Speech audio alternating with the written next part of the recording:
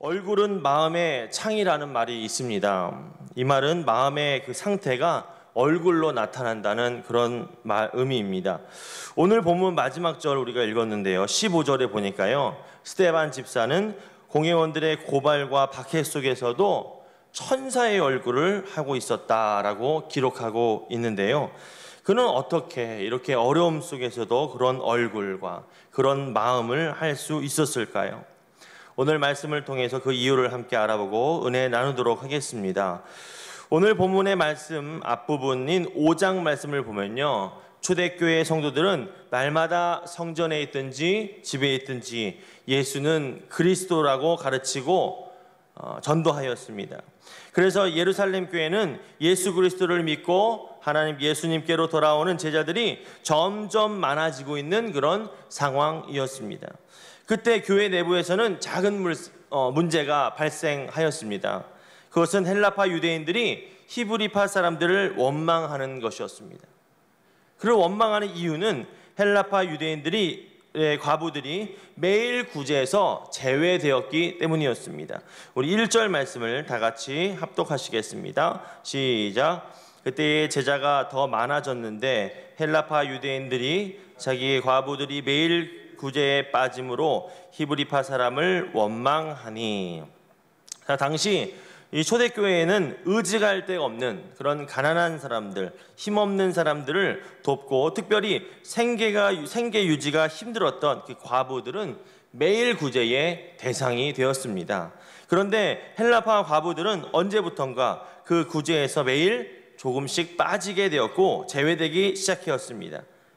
이렇게 구제의 대상에서 지속적으로 제외된 이 헬라파 과부들은 자신들의 구제 행정을 담당하던 히브리파 유대인들을 원망하게 되었던 것입니다. 이런 문제 앞에서 사도들은 모든 제자들을 불러 이 구제하느라고 하나님의 말씀을 전하는 일을 소홀히 하는 것은 바람직하지 못한 행동이다라고 이야기합니다. 우리 2절 말씀을 함께 합독하겠습니다. 시작. 사도가 모든 제자를 불러 이르되 우리가 하나님의 말씀을 제쳐놓고 접대를 일삼는 것이 마땅하지 아니하니. 그리고 사도들은 그 대안으로 어떤 대안을 냅니까? 성령과 지혜가 충만한 7사람을 세우고 자신들은 기도와 말씀 사역에 힘쓰겠다고 공포하게 되었습니다. 우리 3절 4절 말씀을 함께 합독하겠습니다. 시작. 형제들아 너희 가운데서 성령과 지혜가 충만하여 칭찬받는 사람 7을 택하라. 우리가 이 일을 그들에게 맡기고 우리는 오로지 기도하는 일과 말씀 사역에 힘쓰니라 하니. 아멘. 자, 그들은 하나님이 주신 지혜를 통해서 이런 교회의 위기를 오히려 교회가 효율적으로 성장할 수 있도록 직무를 전문화하도록 하는 기회로 삼았습니다.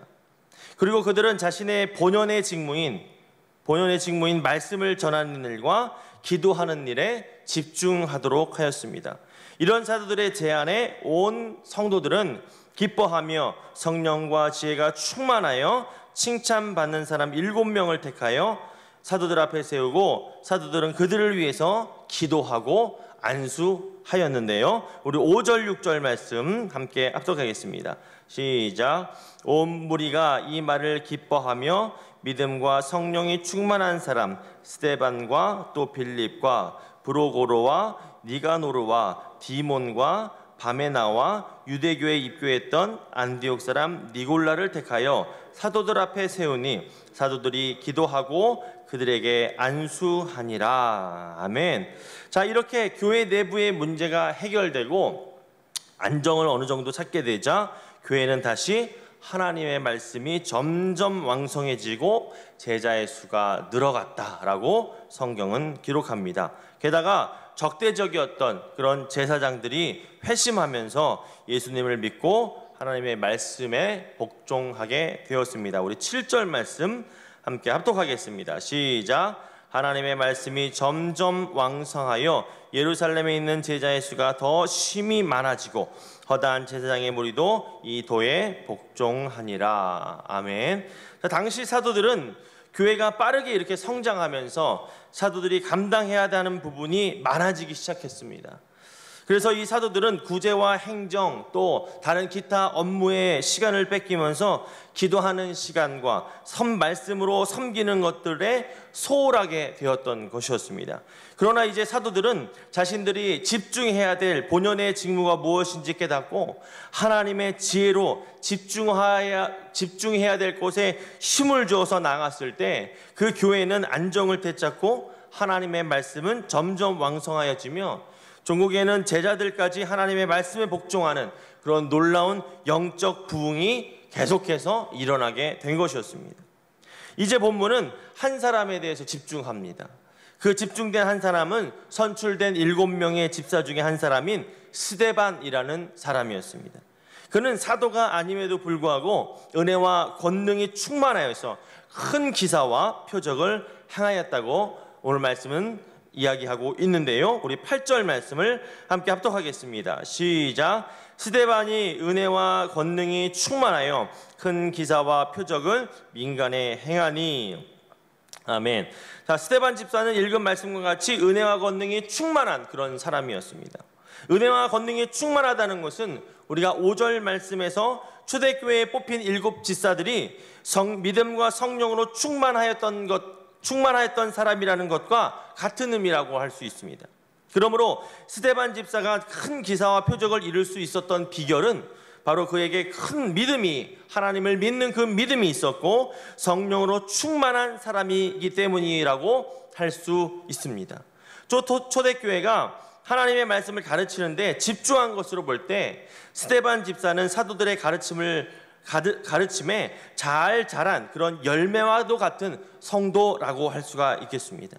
이런 스데반 집사는 이방 지역에서 온 여러 사람들과 더불어 회당에서 논쟁을 하기 시작하였습니다. 우리 10절 말씀 함께 합독하겠습니다. 시작. 스데반이 지혜와 성령으로 말함을 그들이 능히 당하지 못하여 그때 지혜와 성령이 충만한 스데반을 그들이 말로써 당하지 못하자 그들은 사람들을 매수하여서 그가 모세와 하나님을 모독하는 것을 들었다 이렇게 말하게 하였습니다. 또 그들은 백성들과 장로들과 율법학자들을 선동하여 스데반을 체포하고 공회로 끌고 가서 거짓 증인을 세워서 스데반 집사를 모함하기까지 하였습니다. 이렇게 스데반 집사는 거짓 증인들로부터 고발을 당하고 유대인들로부터 박해를 받았지만 오늘 본문에는 그의 얼굴이 천사의 얼굴과 같았다라고 기록하고 있습니다.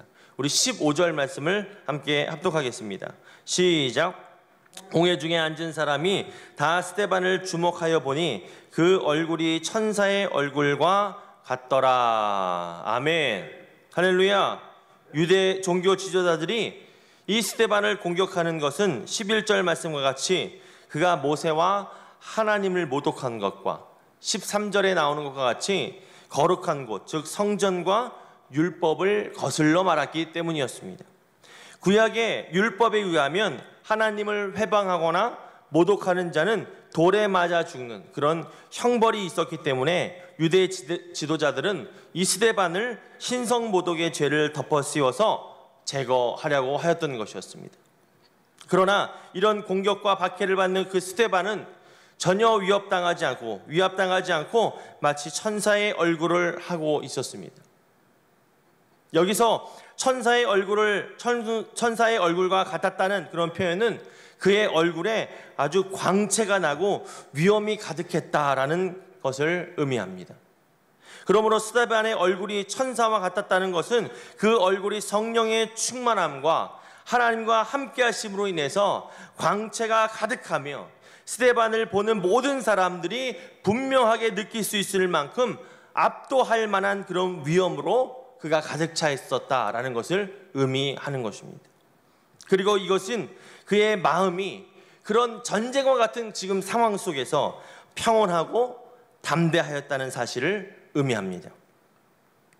그러면 여러분, 스데반이 이렇게 어려운 상황 속에서도 평온하고 그가 담대할 수 있었던 이유는 무엇일까요?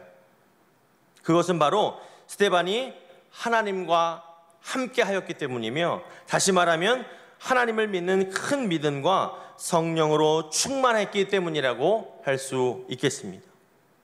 자, 오늘 본문에 초대교회는 두 가지 문제의 위기를 맞게 되었습니다. 하나는 무엇입니까? 내적인 문제로 인한 위기가 있었고요. 또 하나는 외적인 공격으로 인한 위기가 그들에게 있었습니다. 그러나 교회의 문제나 성도의 문제는 여러 가지일 수 있으나, 여러 가지로 나타날 수 있으나 해결 방법은 오직 하나라는 것을 우리는 알 수 있습니다. 바로 무엇입니까? 성령 충만함입니다.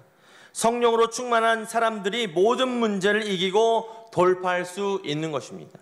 그러므로 성령으로 충만하다는 것은 하나님과 함께한다는 것으로 이길 수 없는 싸움을 하나님의 도우심으로, 하나님의 역사하심으로, 하나님의 개입하심으로 넉넉히 이긴다는 그런 의미가 되는 것입니다.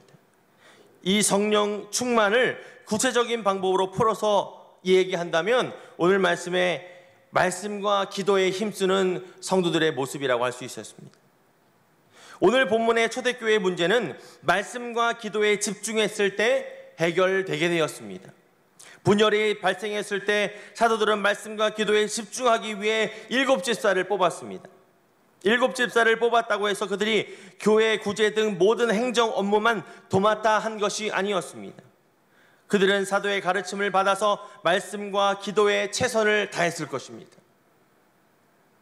그 근거는 바로 스데반과 같은 믿음과 성령이 충만한 사람들입니다. 그들이 사도들로부터 말씀을 배우고 늘 성전에 모이게 힘쓰고 늘 함께 기도하였기 때문에 그들은 믿음과 성령으로 충만할 수 있었던 것입니다. 그리고 각자의 본분을 온전히 감당했을 때 교회의 문제는 해결이 되고 사도들이 그들이 아님에도 불구하고 큰 기사를 일으키고 표적을 행할 수 있었던 것이었습니다. 그러므로 스데반은 어려운 상황 속에서도 누구나 알 수 있을 만큼 분명하게 평온한 그런 마음을 얼굴로 나타낼 수 있었던 것이었습니다. 사랑하는 성도 여러분, 교회의 문제나 성도 개인의 문제는 다 마찬가지입니다. 문제가 생겼을 때 우리는 어떻게 해야 됩니까? 바로 먼저 말씀과 기도로 돌아가야 되는 것입니다. 이것을 좀 쉽게 말한다면 기본으로 돌아가야 된다는 것입니다. 성도의 가장 기본적인 의무는 바로 말씀을 배우고 말씀을 가르치며 쉬지 않고 기도하는 것이라고 할 수가 있습니다.